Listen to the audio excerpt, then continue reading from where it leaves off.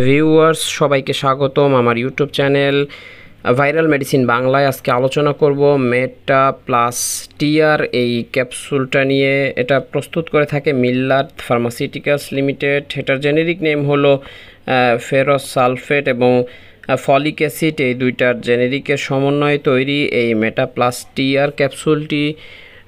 এই মেটা plus TR ক্যাপসুলটি আপনি কেন খাবেন, এটি কী কী কাজ করে? এটি একটা আয়রন অর্থাৎ শরীরে রক্ত স্বল্পতা পূরণের একটা ক্যাপসুল। এটি গর্ভাবস্থায় যাদের প্রচুর পরিমাণ আয়রনের ঘাটতি থাকে তারা এটি সেবন করতে পারেন। এছাড়াও যাদের হিমোগ্লোবিনের পরিমাণ কম তারাও এটি সেবন করতে পারেন। এটি গর্ভাবস্থায় খুব কার্যকরী একটা আয়রনের ওষুধ। এরপর জানি এই মেটা প্লাস টিআরটা আপনি কীভাবে খাবেন। এটার একটা ক্যাপসুল আপনি দৈনিক একবার অথবা কোনো কোনো ক্ষেত্রে চিকিৎসক এটাকে দুইবারও দিয়ে থাকে প্রয়োজন অনুপাতে।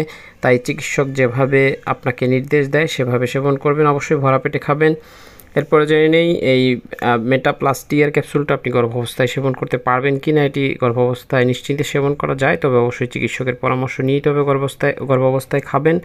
এরপর জেনে মেটা প্লাস টিআর ক্যাপসুলটার পার্শ্ব প্রতিক্রিয়া। এটা সেবনে কখনো কখনো পায়খানার রং পরিবর্তন হতে পারে অথবা ধূসর কালো হতে পারে। এছাড়াও এটি ডায়রিয়া, কখনো কখনো কোষ্ঠকাঠিন্য দেখা দিতে পারে, তাই ঘাবড়ানোর কিছু নেই। আর যে কোনো ওষুধ আপনি সেবন করতে চাইলে অবশ্যই রেজিস্টার্ড চিকিৎসকের পরামর্শ নেবেন। ভালো লাগলে চ্যানেলটিকে লাইক দিয়ে সাবস্ক্রাইব করবেন। আল্লাহ হাফেজ।